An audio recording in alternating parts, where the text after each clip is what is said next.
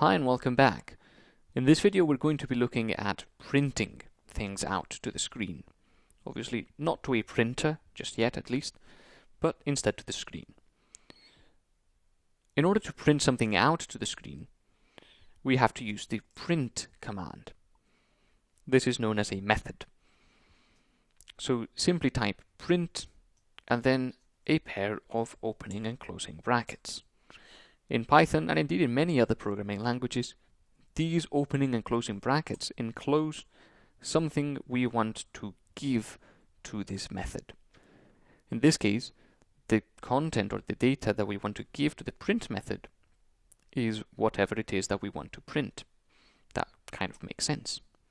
So inside these opening and closing brackets will go whatever we want to print. This can be numbers or it can be strings. If I print the number 5, I simply get 5 back. This is very similar to simply typing 5.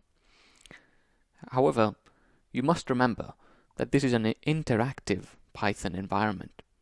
Normally, when you are programming and you're making your own application, simply typing the value 5 will not get you the value 5 printed out. This only happens in this interactive Python shell.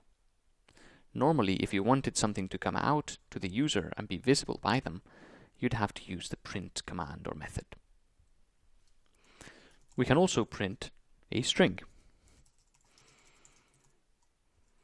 So remember to use the quotation marks at both sides, and remember that it doesn't matter if you use single or double quotation marks. But notice that there is a slight difference between printing something out and simply typing the string out in this interactive shell. Remember that normally, when you're writing a Python program, simply writing the string will not get you any data back, as I've mentioned before. Only printing will show something to the user. So indeed, when we print, we don't have single quotation marks around the string, whereas when we simply type the string, we do. This is because the Python interactive shell, this IDLE program, when we give it this, it gives us back the value of the string. So what is the string? And the string is hello world with the quotation marks. When we print the string out, what it does is it tells us something, and what it tells us is hello world, but it is not giving us the value of the string. It is simply printing the string out to the screen. So there's a minor difference there that you won't have to worry much about it. So don't worry about it for now, and it'll be okay. The other two methods that we're going to look at in this video are the str and the int method. And these are very easy to understand.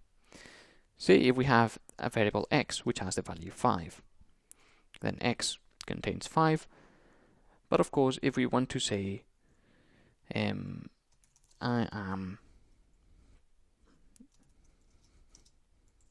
5, remember that we could join up strings together like this, but if we say I am plus x, which we want to say I am 5, really gives us an error, because one of them is a number and the other is a string. So what we can do is treat x as a string.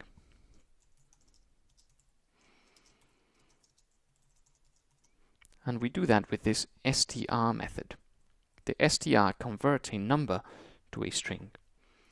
And then inside the brackets goes whatever it is that we want to convert, so in this case, x. And now it will be able to join both strings together to give us back I am 5. However, do notice that x is still not a string. It was only a string here. X is still a number for all other lines of our program. And similarly, if you have x being equal to 50, then x contains this string 50, as you can see with the double quotation marks. But if we type int x, notice how this does not contain the quotation marks, because indeed x is being treated as a number. So x plus 10 is an error. Int x plus 10 gives us 60, because it treats x temporarily as the number 50 as opposed to the string 50.